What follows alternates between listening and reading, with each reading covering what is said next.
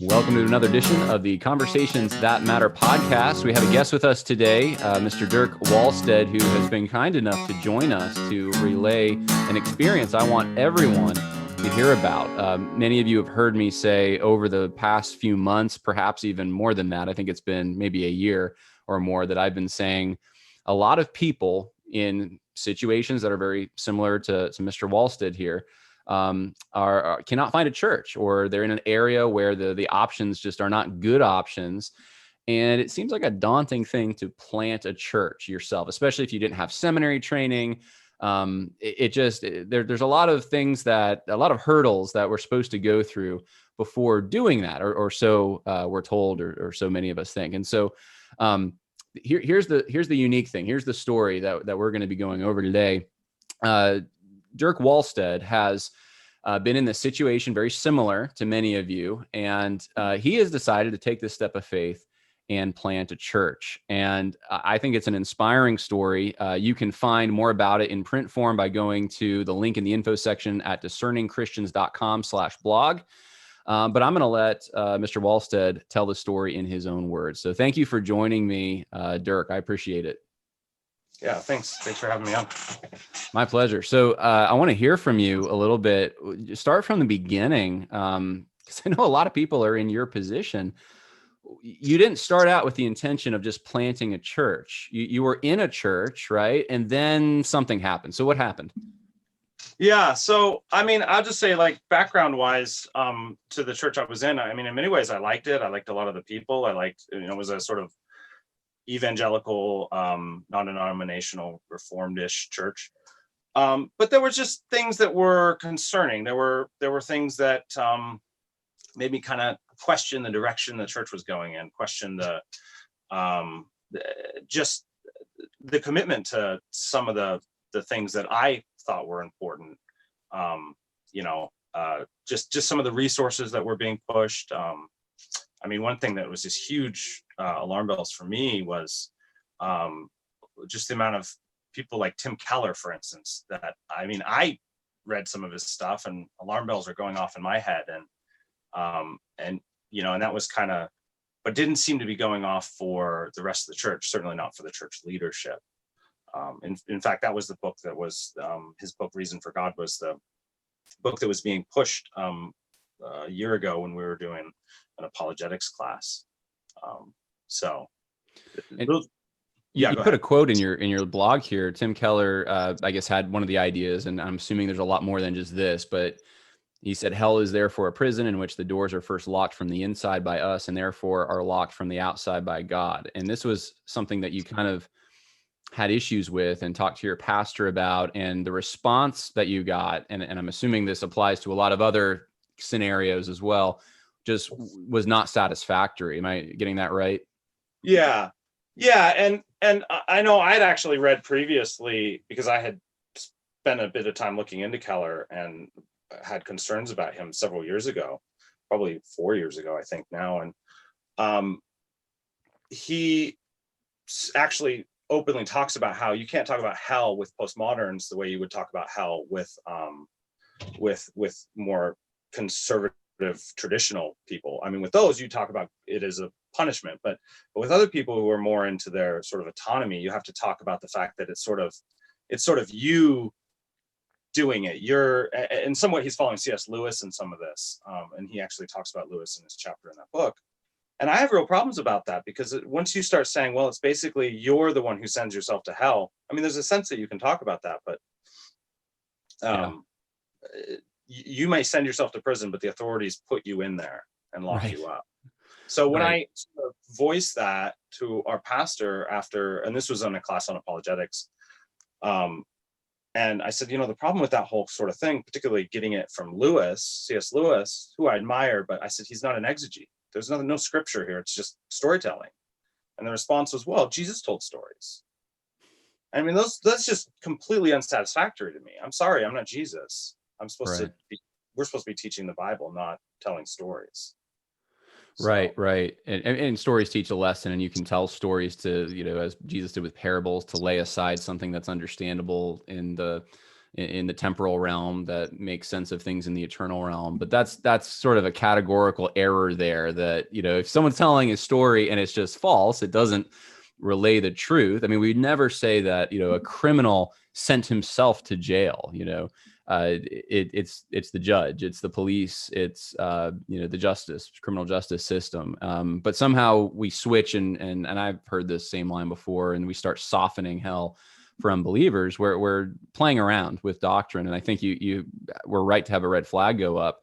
I want people to understand something here as we go through kind of your story too. And you did not just kind of willy-nilly, I don't like something I heard and I'm going to just leave the church. There's a lot of people that do that. But it sounds to me like from your experience though, that you tried to go through the proper channels, to, you know, make your concerns known. And it was just over and over, you were getting kind of failures of leadership and unsatisfactory answers. And it just became a place you didn't want, you know, to have your family under that authority. Is that correct? Yeah, I think, and that's how it, you know, like, I'm sure the leadership there would want to say, well, you didn't come and have some big, like, sit down meeting. But I think most people would acknowledge how this goes. You know, you go to your pastor after an event or after Sunday service or special class or whatever, and say, hey, you know, and you start interacting with them and you get very rebuffed. And that happens over and over, where you're sort of like, you just sort of start losing trust in the leadership. You start losing trust in the direction that they're going. You know, you bring something up and it's sort of like, oh, well, you know, that's just, you know, one point I was told, well, that's just because you're a Baptist fundamentalist and can't get out of your own echo chamber. And, you know, and I think even in the context, I was simply saying, I just was sort of thought that two of the pastors, their reading lists, it just seems some stuff that I was kind of like, I don't know. I was like, wow, I'm not definitely reading different books than you. And that's the kind of answer I got. And so It's like, well, almost seems threatened to have somebody who reads and thinks different, if you will. Why don't you tell us a little bit about their reaction? And this isn't to bash anyone. It's just to relate to so many people out there going through similar scenarios, COVID lockdowns, and then the social justice movement this past year. Were those issues brought up? Did those kind of push you over the edge to leave? Yeah. So, I mean, the concerns that I had were concerns very much in the back of my mind. There was some concerns about liberalism and whatnot, but those were very much in the back of my mind. I mean, I wasn't planning on leaving or whatever. And then 2020 happened, you know, and like we were told specifically, the church was like, okay, you know, we're not really sure what's going on here, but we're going to close down every other program but Sunday, but we're not closing Sunday down. And I was like, oh, good. Okay. You know, like, because they said, hey, this is sacred. We're going to continue to meet. And then 3 days later, they were like, oh, church is just closed. And they didn't give any answer. They didn't say why or what the thought process was, which, I mean, just on that, it's very unsatisfactory. Not only that, and in a way, I mean, Sunday worship is a unique thing for Christians, but in a way, one of the things that was more upsetting to me is they actually said that all small groups were not allowed to meet either. They had to be online. And at some point, that's where I, as a man, as the head of my family, that becomes very inappropriate because now you're treating me like a child. I don't get to make that decision of whether I meet with other Christians. There was 2 different Christian men who expressed to me that they were concerned they could actually be even disciplined if they met, you know, because it's like, well, you know, the elders explicitly said you're not to meet. We're to do everything online. And yet several men I knew, like my small group leader, was very upset by a lot of this, and several times voiced the concern that he felt like we should meet, but he wasn't sure if that would, you know, be a violation of what they had said. And those sort of things just seem to be more, in my opinion, at that point, about not wanting to get sued or something or get in trouble with the government than it is about protecting people. Because you should be able to let grown adults make their own decisions, and that's not even in the church building. That would be in their own homes. Yeah, it's outside the purview of what an elder would be responsible for necessarily, if some group of Christians want to get together. And you know, that's funny that you bring that up, because that exact scenario, I've gotten so many messages about that exact thing. Like, what do I do, John, when an elder specifically says, I can't come into church unless I have a mask on, or I cannot, in the scenario you just said, I cannot meet with my own friends who are Christians to worship God because it's a violation of, they're imposing their authority and saying, whether they're justifying it by Romans 13, or you're going to be a bad witness, supposedly, or it's not loving your neighbor, all bogus reasons. But in my opinion, but that kind of heavy-handed approach, I think you spelled it out the way well. That's the way that I've heard a lot of people describe it. They feel like they're not adults, like they can't make their own risk assessment choices. And for something good to worship the Lord. So this bothered you. What about social justice? Was after the George Floyd thing? Yeah. He passed away. And I think it's important to point out as well, because of the events that were going on, that I live in Washington State, south of Seattle. So after the death of George Floyd, we had massive riots in Seattle. And there was a section of Seattle that was actually taken over by, I don't know how many people in other parts of the country were following this, but what was known, both by conservatives and liberals were referring to him as a warlord, who had taken over a part of, they claimed it as an autonomous new nation. Yeah. So we had that event happening, and the church we were attending is actually not in the town we live in. It's about 40 minutes away, but it's most of the population of the church work for the Navy. There's a Navy shipyard there, and so most of the people, blue collar people, they work for the shipyard or the naval base. And so when we have all this going on, people are concerned. Our governor won't do anything. He won't send in any sort of help. There's literally a part of our biggest city taken over and apparently is no longer part of the US, and people were being assaulted there and all the rest. And my church decided to they never gave a sermon talking about how Christians should view death or disease or sickness or anything like that. They didn't address any of the stuff going on in Seattle. But what they did do is do a sermon on racism. And I'll say it was whatever you think about George Floyd, we have a major racism problem in America. And that was a direct quote, which I think right there, you're begging the question, because that's the very question that's up for grabs, I think. And the worst part of that sermon too was the church was going through Genesis, and that was Genesis 41, the Joseph story, when Joseph comes out of prison and speaks to Pharaoh. And that became, this tells us that non-Christians are given insight by God, because Pharaoh got insight by God. So we need to listen to non-Christians, and we need to work together for the good of our city. And at one point the phrase was made, we need to shut up and listen to Black and brown voices. And I'm going, well, first of all, this has nothing to do with the text, like nothing to do with the text. And second of all, there was no gospel. It was long years of hard work to fix racism. And so we have all of the stuff going on with lockdowns and all the rest. We have all the stuff that's going on in Seattle, and here to a bunch of, again, middle-class, blue-collar working families, you're telling them that we have such a racism problem, and almost indicting them in the racism problem. It's just frankly absurd. Well, one of the things Jesus said about the Pharisees, right, was that they strained at a gnat and swallowed a camel. So he went after their sense of proportion and priority. And that's one of the problems, it seems, with that kind of preaching, is they're going after something that it's not even really in the purview of most of your lives. And if it is, it would be certainly, it would be a minor issue at best. I'm not even going to maybe concede that, but then to ignore the actual questions Christians have, what's happening in their own backyard. That's something that's, I think, happened all over this country. People, there's a separation. They don't relate to the leaders in their church. And it's in the same way they don't relate to the media elites or really the elites in any other institution. It's like they're just out of touch with the lives that people are living. So you felt that way. I'm assuming that there were ongoing conversations. When was the time, though, that you just said, you know what, that's it. I need to get out of here and either find a church or plant a church? Well, yeah, I had been asked when the church was still shut down, I had been asked by my small group leader, an older gentleman that I'm good friends with.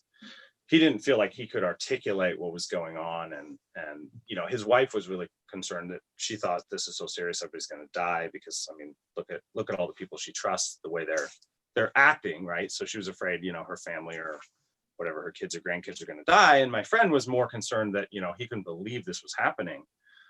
So he pushed me several times to write a letter, and he said, I can't explain it, but you could explain it to the elders, like that just what's going on, and that this is wrong.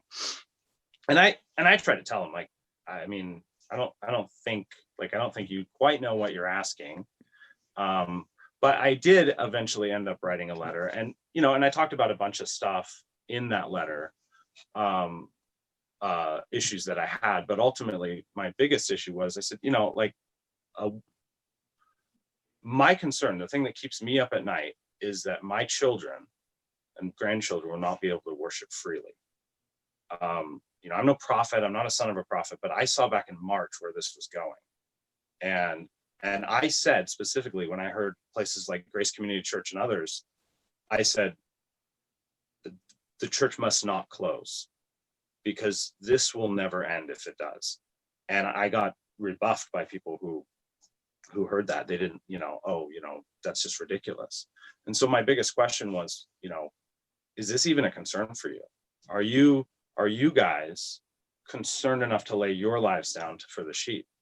Because, I mean, honestly, like, if you go to jail, but you can protect your children's right to worship, I mean, I think we take these things really for granted in America. And I'll just say too, I mean, it was that, and also, and again, the head pastor was told, expressed his fury at me. He was very mad. The letter really pissed him off, he said, that I had just attacked them. But the other thing I'll say, the other thing that was sort of, and so when I finally did talk to him on the phone, then that was sort of the final straw. He kind of made it plain that, the opportunities that I'd had some teaching opportunities in the church and whatnot, was, I think, respected there. He made it plain that those were in the past tense. And the other thing is that they took, while they had shut down, they took federal money, which again seems to me to be a massive hook for the government to control the church. And they didn't tell anybody. You can see the giving stuff, if you remember. Giving was not down at all. And there was a Q&A. I submitted questions to the Q&A and asked. And honestly, the reason was, well, it's free money. Of course we take it.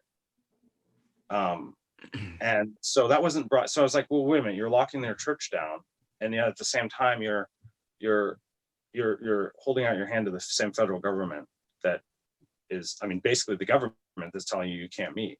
I mean, that is a very concerning thing. That seems like protecting the shepherds, not protecting the sheep.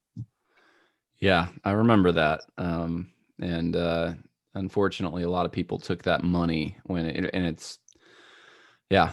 Anyway, borrower is slave to the lender. But so it reached the breaking point.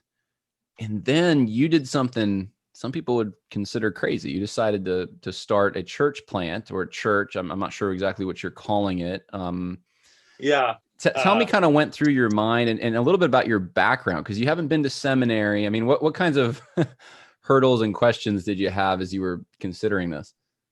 Yeah, well, I'll just say for myself, I haven't been to seminary. I have had a desire to be a pastor for a number of years, and I've tried to do, I mean, I have a family. I can't go to seminary now at this point in my life. I mean, maybe somebody would say I could, but so I have, tried to get as much theological education as I can. There are great resources out there. So it's not like I'm somebody who's just, I don't want to say pew sitter in a pejorative, but as though I have no clue about these things. But you've been a faithful layman. Yeah, exactly. Trying to be a faithful layman, trying to read, trying to study, trying to learn all that I can. What's so interesting about my story is that it isn't just the story of one individual who said, I have this vision, I'm going to go start a church. There were actually two other faithful men who who started to take steps. And this is what's so great, because I think sometimes people think, well, I need to do all this, and if I don't have a vision, if I don't have all these kind of things, then I just can't do it. And so the way it worked out in my situation was my younger brother, who'd been attending the same church and had pretty much made the same decision I had, that this was not a place that he would be bringing his family to anymore. He actually made a YouTube video about how the ultimate question comes down to whether the worship and the love of God is the most important thing in our lives. And, I watched the video. I told him, we'd obviously been talking about all of this. And then something really kind of out of the blue happened. A friend of mine who, lives a ways away here in the state. I don't see him very often, and I've never really had like deep theological conversations with him, but he's a, committed Christian man. He saw my brother's video and he called me and said, I feel so convicted about this that I'm going to hold a worship service outside he bought an old rundown farm. They're not living there yet, but he said, would you come? And, I'm going to ask your brother to preach. And I said, yeah, absolutely. We'll be there. And then he said, my brother was like, well, I'm just not sure. I've never done something like that before. So, I personally saw every opportunity I can get to preach or to teach or whatever. So, it's something I've done a little bit of. And so he said, I told the mutual friend, I told him that you should preach. And I just honestly at that point was like, I don't even want to, I just kind of want to go hide somewhere. I don't know what this is going to be like. I don't know, but I thought, what, if my brother was faithful enough to say, hey, we need to take a stand and worship God above all else, which is what my heart had been. And if my friend was like, I'm going to just take a steps and call people to worship, then I should be faithful to bring the word. And so I said, yeah, okay, we'll be there and I'll teach. And we'd been going through as a family on Sunday mornings, Daniel. So we were in Daniel chapter 6. And I said, I'll do it, but it has to be in Daniel because that's where we are. And he said, okay. So, which honestly is the perfect passage. I was going to say that you couldn't have picked a better. Yeah, it was absolutely perfect. And, and there's people from different churches and whatnot. And I didn't know any of his other friends and stuff from his town. And then, people were like, what are we doing next week? I don't know. And somebody opened up their home and, and there was some of my family and other people. And so since the middle of June, people have been meeting every week. They said, well, what are you preaching on next week? And I said, well, I guess Daniel chapter 7. And honestly, that was part of it for me. I was just sort of like going, I'm not trying to start a church here. My wife was asking me, well, what is this going to do? What are we starting here? And I said, I don't know, but I just want to be faithful. There are families who drive and have been driving since June, an hour drive or more to come every Sunday, to meet in a house, to hear the word preached. And I don't know how to do I have to honor that. Like I can't just go, well, you should find some, I don't know, church planner guy somewhere. And I'm honoring enough. I said, okay, fine, but I'm going to keep doing Daniel. And I knew that the second half of Daniel is not an easy section to do. And I kind of thought in the back of my mind, probably nobody's going to want to hear this. I'm not going to want to preach this. This is hard sledding. Right. And that second week, there was another family that was invited. She told me later, she said, when you said turn to Daniel, I was like, oh no. What did I do? I brought my kids here. And then she said, but you just taught the Bible. Like, it was great. Yeah. And and it's just slowly been growing. I think there's about 45 to 50 people that come. Wow. Well, that's a church. That's a church. Yeah. Yeah. And most of the people, I didn't know them before. I didn't know them before all this last year, before June. So, and it's just slowly kind of grown. So you've People sensed are, the Lord's leading in this with through circumstance and I mean, it's so organic the way that this all happened, where you weren't really planning it, but it just kind of the pieces fit together and all at the same time when they needed to. yeah, yeah. And like I said, it's been my heart to be involved in pastoral ministry. Not, I've some of the full-time bivocation. I don't really care. I have a Yeah. passion to teach the word of God. And so at this point, like I said, I can't turn my back on people. I can't, you know, What's your week look like, if you don't mind me asking, just for people who might be considering, hey, maybe I should do what Dirk is doing. You work full time, you have a family, right? So how do you run a church, or how do you preach and do these kinds of things? yeah. So, yeah, I have 7 children. So, my week is very busy. Wow. And we have some acreage. We have a small farm. One of my passions, I love growing my own food and doing that. So yeah, no, life is crazy, but, my week looks like, I try to get into the text fairly early in the week. In the evening, I've got, we do devotionals and stuff a couple different nights a week. We do some study stuff as a family. So after the kids go to bed, I can get 2 or 3 hours in a couple nights a week. Just to get some initial work done. Well, we finished Daniel, and then we went through the book of Philippians. We just finished that, actually. So it was, verse by verse, section by section through Philippians. So at least in that case, you know exactly where you're going to be next week. But I've also tried to provide some other ways to give a little theological help. There's people coming from all sorts of different backgrounds. So I made a commitment to try to write an article every month that can kind of tackle a different subject or whatever. And so That's awesome. trying to work on that. So if I can get, 2-3 nights a week, I can get a couple hours in. I'm kind of a night owl, so I can get some time in. And then Saturday is my main prep day. And so, I'm probably putting in a good 12 hours on Saturday. Wow. The wonderful thing about doing it Saturday is that it has to be done by Sunday. So, A hard deadline. Yeah. yeah. So you're climbing the mountain, and then Sunday morning you preach, and I feel kind of exhausted. Try to get something done, do something with my family or whatever on Sunday afternoon. And I honestly, it's like, I guess I'll sleep when I'm dead, but I love it. And I am so glad that all of this happened.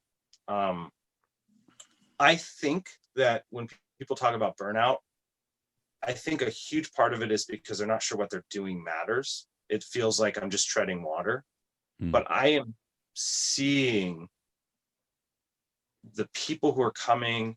And, it's so funny. So many Christian leaders want to deal with all these big questions that are being asked, whatever, in the news, social media, whatever. The questions that Christian families, Christian individuals are asking are about how to be a better parent. How do I understand how the New Testament fits to the Old Testament?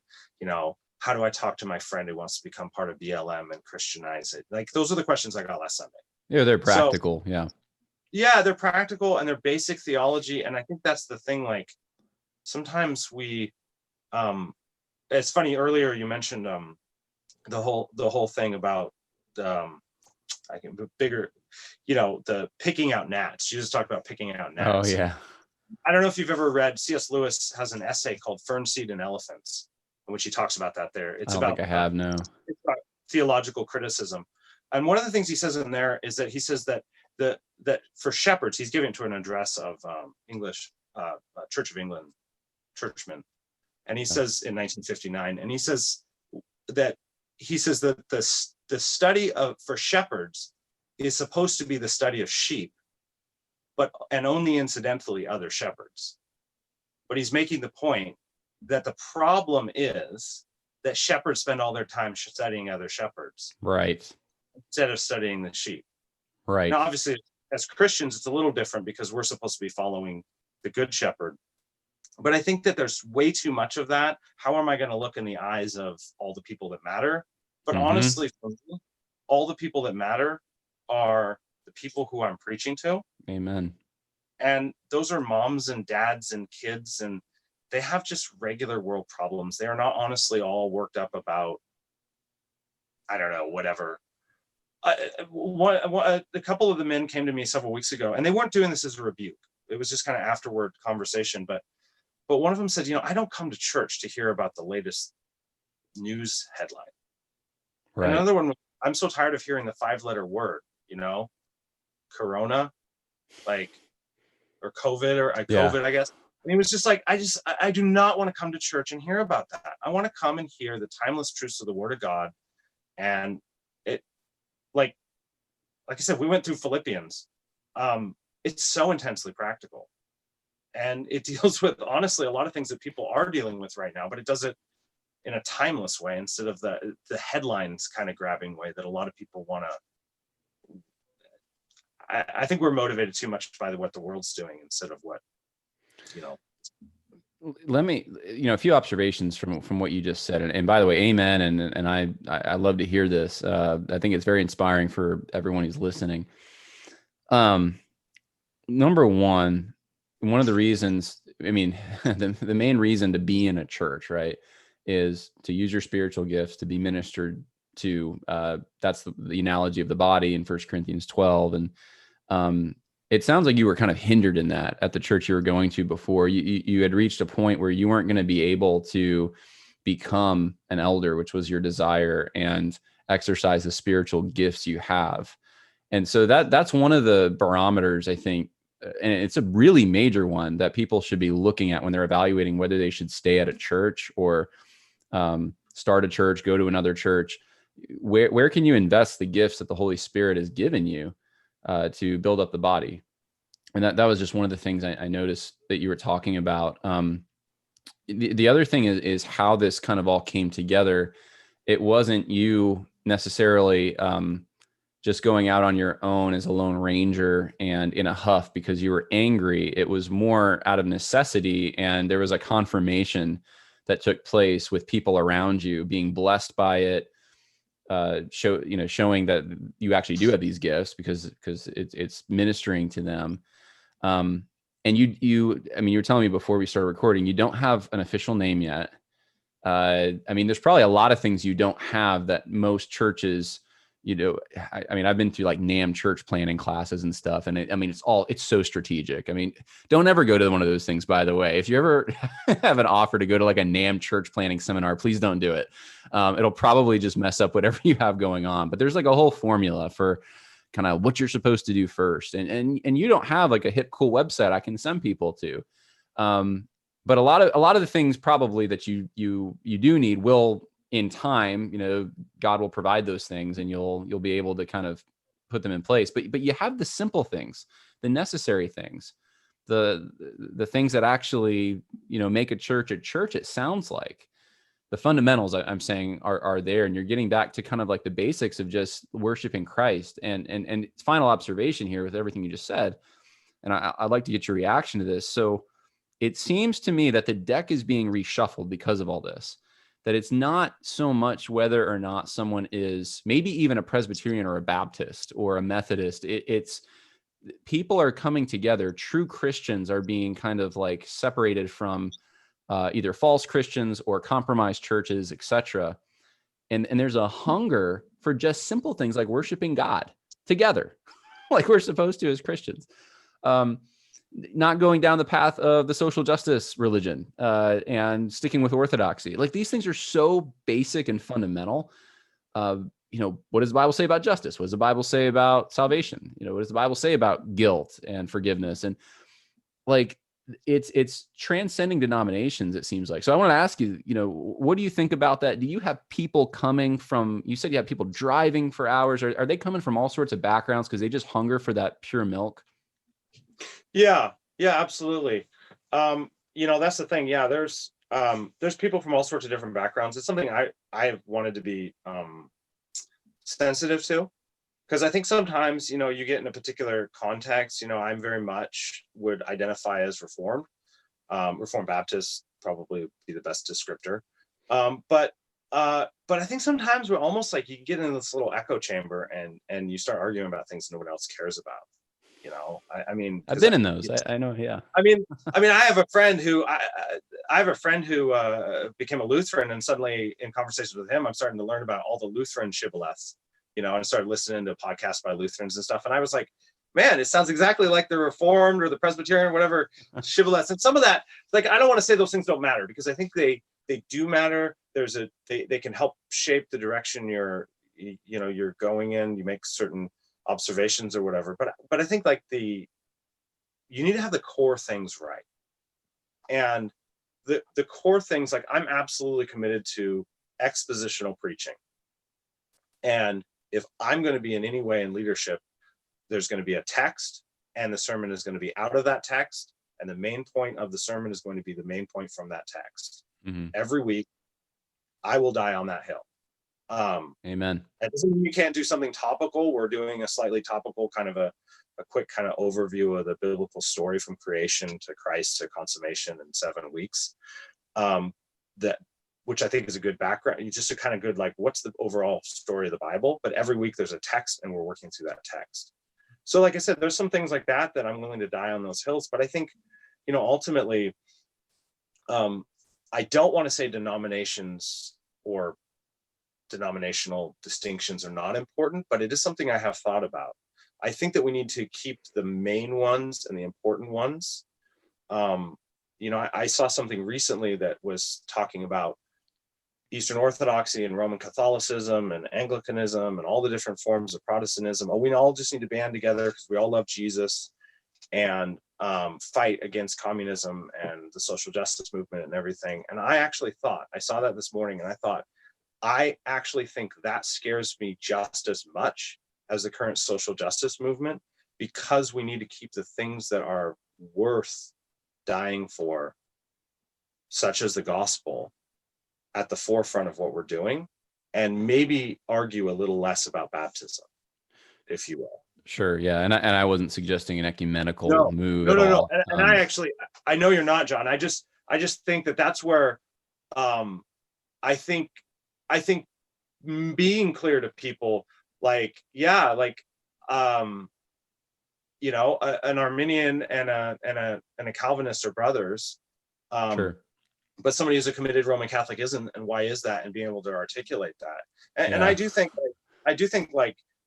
there's a lot of Christians who are not looking for a particular denomination. They're looking for a solid church where they're hearing the Bible. Exactly. Yes. That's kind of, just at a little tangent here. I mean, you have the beard. You're a Calvinist. I'm assuming. I'm joking, but like, did you go through the whole kind of the steps, the cage stage, and then kind of, I don't know, like the Young Restless Reformed kind of thing back in the day? Like, was that you, or I'm just curious if you're... No, I didn't. And it's interesting to observe that. And I'll tell you why I didn't, because I grew up in a Calvinist home in a sea of Arminians. Like, my parents were the only Calvinists in any of the churches we went to growing up. And so I think he probably went through some of those stages. And I've observed that people who grow up in those contexts don't tend to do that. Like, I don't think that if you grew up in a Reformed home, you tend to do that. But yeah. And I think all cage stage is, because I've seen it with other things, other doctrinal beliefs. I think all cage stage really is you think that this is the end all be all of theology. Right. And as much as I am Reformed, I'm just trying to be consistent across all of my theology. I mean, I have put a major emphasis in my own study in the early church. I honestly think that people don't spend enough time on doctrine of God, doctrine of Christ. Christology is woefully taught in our churches, and I would guess half of the seminarians who come out are very sketchy on a lot of details, and yet can tell you exactly why they're a Baptist or a Presbyterian. Right. And so I would rather focus on those kind of things. And I hear you. But I would just say, like, that's where that's why I didn't go through the whole cage stage thing. I mean, and the whole Restless and Reformed, I don't really know. I watched the implosion of Mark Driscoll from afar, but and I will say that actually you were a lot closer than I was, actually, and most people, because of where you live. To his church there.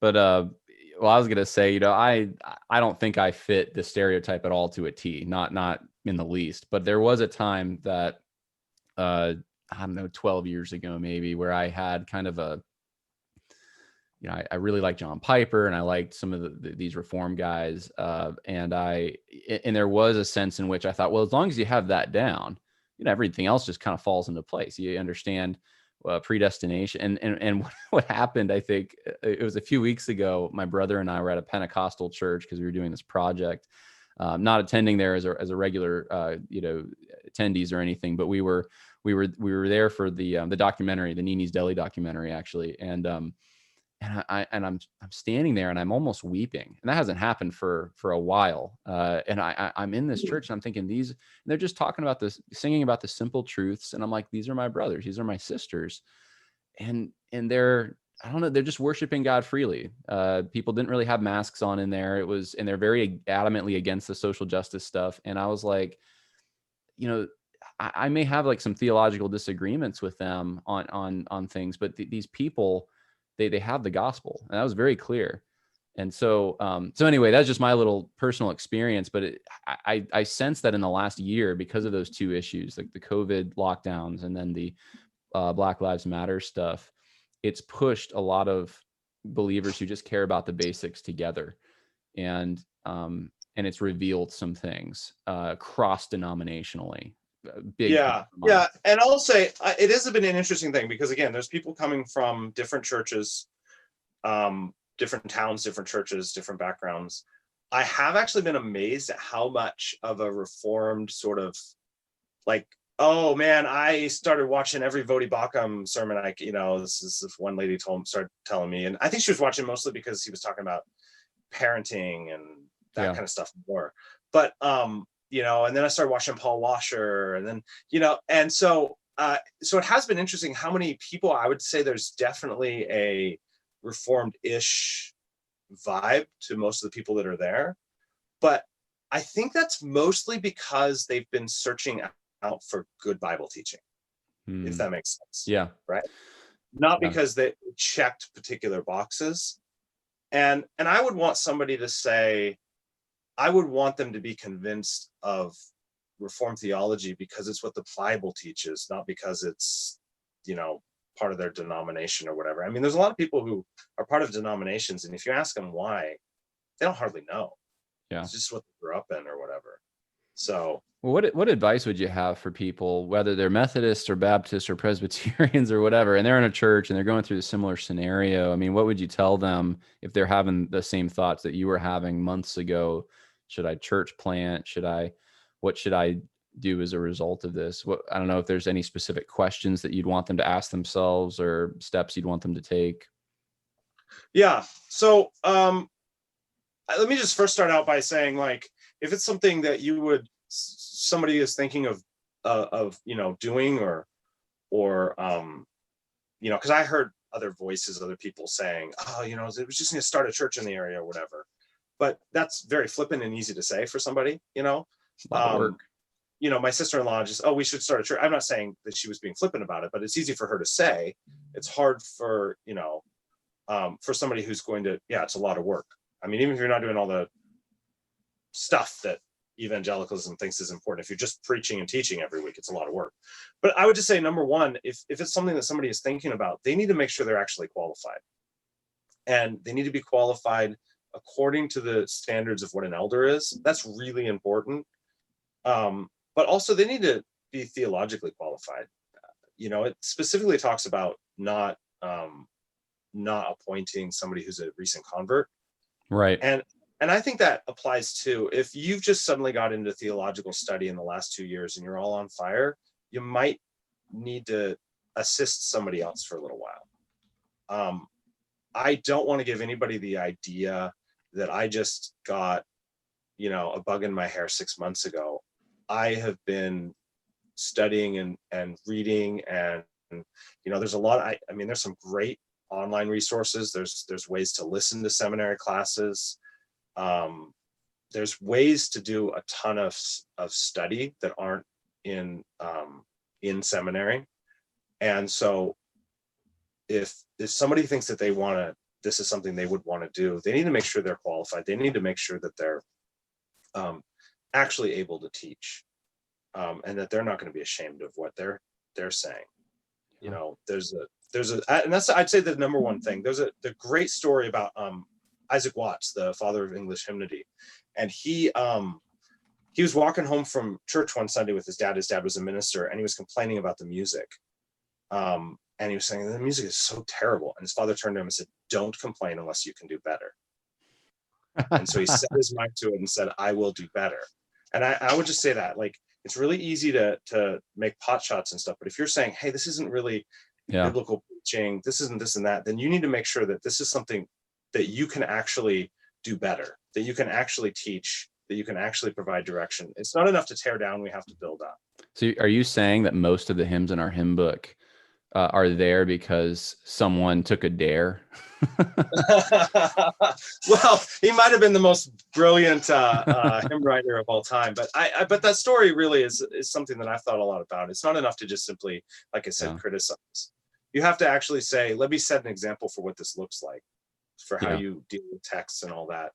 And then the second thing is that, you can't be some sort of a lone ranger. I mean, people ask anyone who's ever listened to or gone to any sort of pastor's conference, the Q&As are all full of, how do I know if I'm called? How do I know if I'm called? And one of the things that's really interesting is that the word that I use, I think I used it in the email, but the word that I have used, like with my wife and in talking about this, is I feel conscripted. I have not asked a single person to come. I haven't invited anybody. I haven't tried to put out any sort of advertisement or do anything. Everyone who has come because other people have invited them, and because they want to be there. And so at some point, other Christians need to say, no, you should be doing this, right?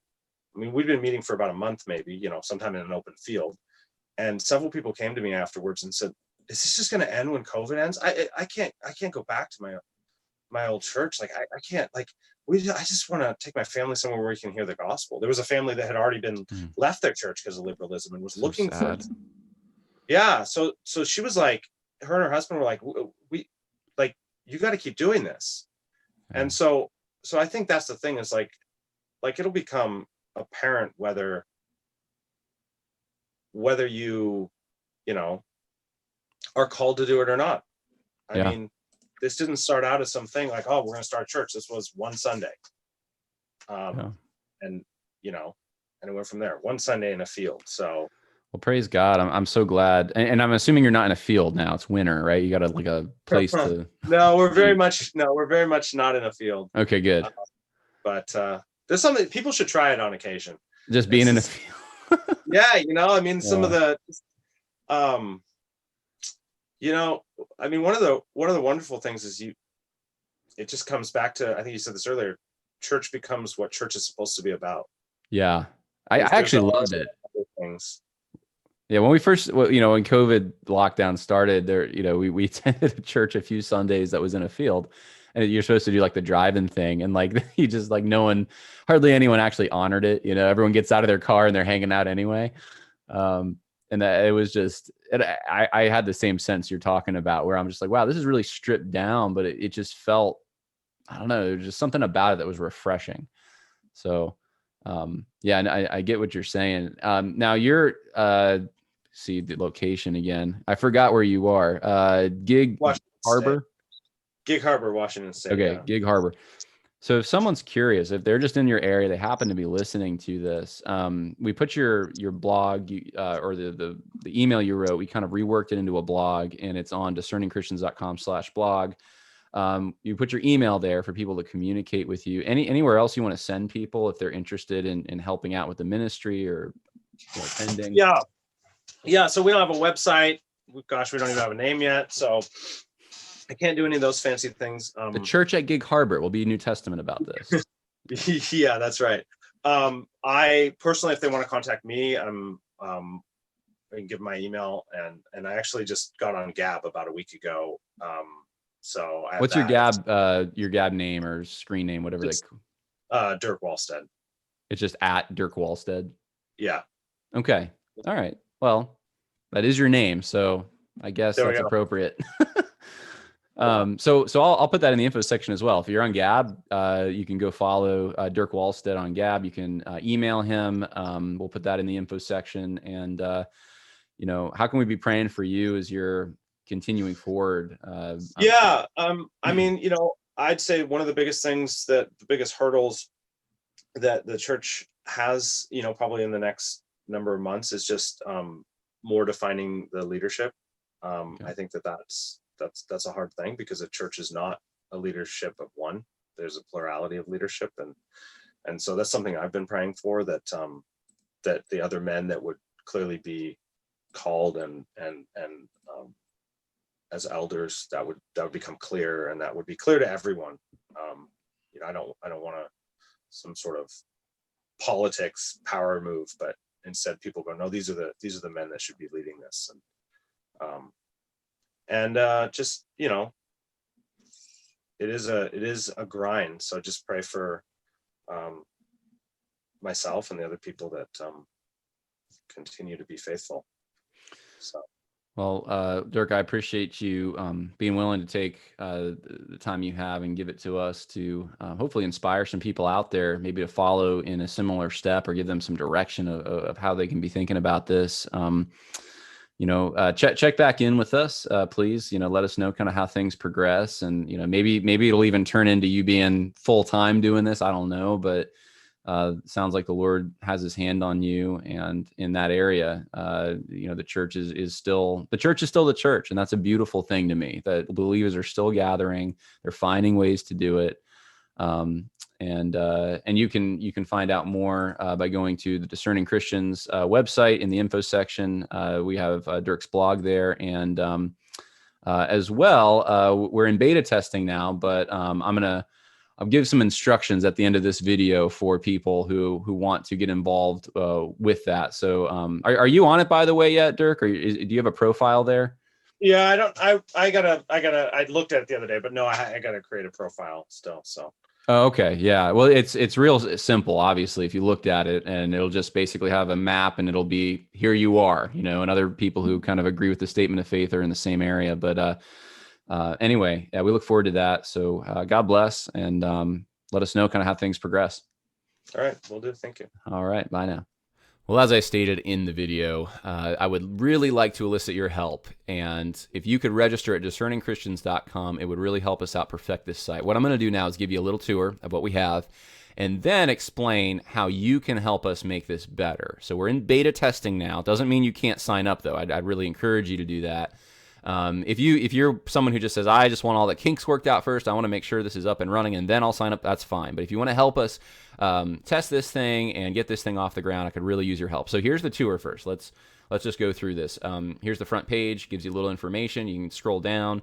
We'll have social media and up and running. I think you can already sign up for email updates. We haven't sent any out yet. Here's the important part, though. You're going to want to just make sure you agree with this: the terms and conditions, and then the statement of faith. Here's the statement of faith. It's basic Orthodox Christianity. If you're, evangelical, charismatic, Bible church, Calvinist, Arminian, whatever, you should be able to sign this statement. Now, here's the thing, though. There's some language in here, and I'm going to read you the strongest part, perhaps, that rules out social justice stuff.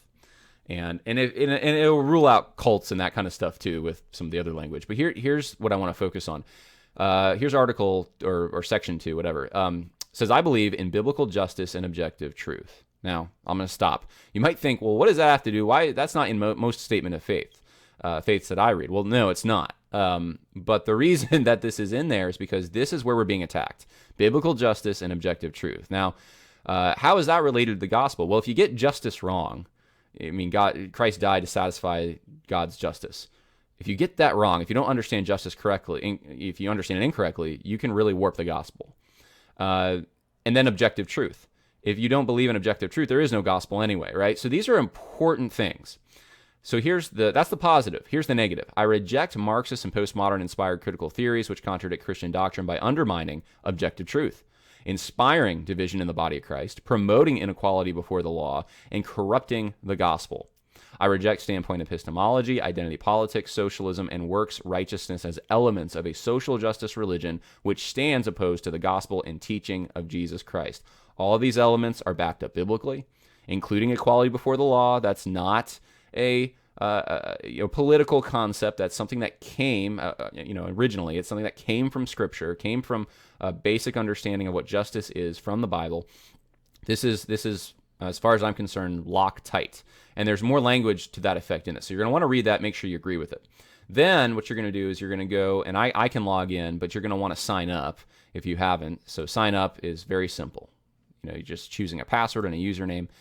I'm going to log in. You can put your denominational preference here.